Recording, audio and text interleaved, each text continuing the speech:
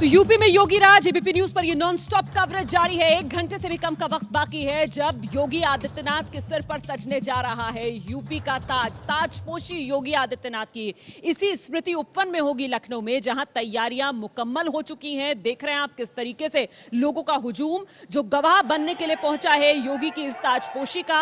उत्साह बेतहाशा यहां मौजूद लोगों में नजर आ रहा है और ताजपोशी से पहले ही एक्शन में योगी आदित्यनाथ आज सुबह नजर आए थे जब वो खुद इसी स्मृति उपवन में पहुंच गए थे तैयारियों का जायजा लेने के लिए। फिलहाल आपको बता दें योगी आदित्यनाथ जो हैं वो गेस्ट हाउस से निकलकर एयरपोर्ट के लिए रवाना हुए हैं। एयरपोर्ट पर प्रधानमंत्री नरेंद्र मोदी की अगवानी करेंगे वो और फिर उन्हें लेकर इसी स्मृति उपवन में पहुंचेंगे जहां 2:15 बजे शपथ लेंगे उत्तर प्रदेश के मुख्यमंत्री के तौर पर योगी आदित्यनाथ। फिलहाल योगी आदित्यनाथ की टीम के बारे में भी हम लगातार एबीपी न्यूज पर आपको बता रहे हैं। 46 मंत्री जो शपथ लेंगे आज, इन्हीं में एक स्वाति सिंह, सरोजनी नगर सीट लखनऊ की, वहां से जीती स्वाति सिंह। ये तस्वीरों में देखिए शपथ लेने से पहले, घर से निकलने से पहले किस तरीके से पूजा अर्चना की स्वाति सिंह ने।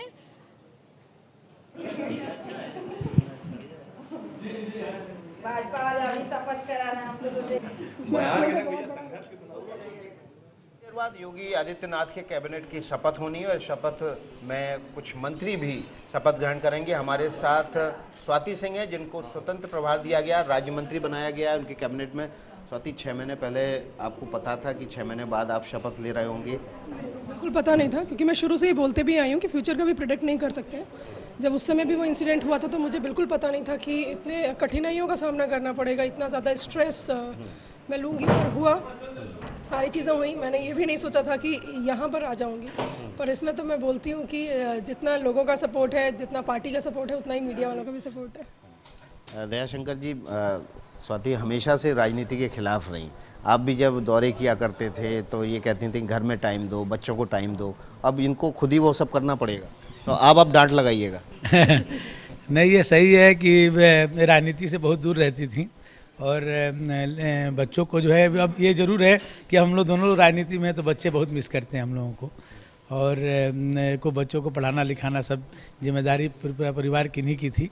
अब निश्चित तौर पर उसको बैलेंस करने में थोड़ी अब कठिनाइयाँ आएंगी हम लोगों के सामने। तो आपको लग रहा है स्वाति, अब ये जो आप दयाशंकर जी को फटकारा करती थी कि आप बच्चों को टाइम नहीं देते हैं, अब अपने आप को कैसे आप फटकारेंगे? अब क्या है, देखिए अभी तक तो वाकई बहुत ज़्यादा, इतना ज़्यादा जो शेड्यूल था बहुत हैक्टिक था, क्योंकि देखा जाए तो टाइम क्रंच रहा, क्योंकि मुझे भी चुनाव का बहुत कम टाइम मिला, फिर महिला सम्मेलन में रही, फिर चुनाव प्रचार में चली गई।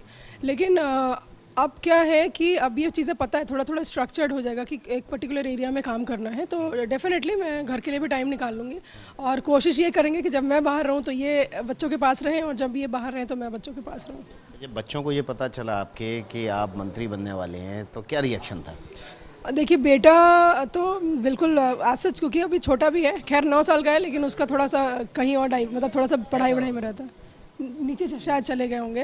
लेकिन बेटी खुश है, बेटी क्योंकि चीज़ें समझती है तो बेटी खुश है। बेटा तो अभी हम लोग ले जा रहे थे भी प्रोग्राम में भी, तो कह रहा नहीं मुझे घर ही में छोड़ दो, मैं घर में ही रहूँगा।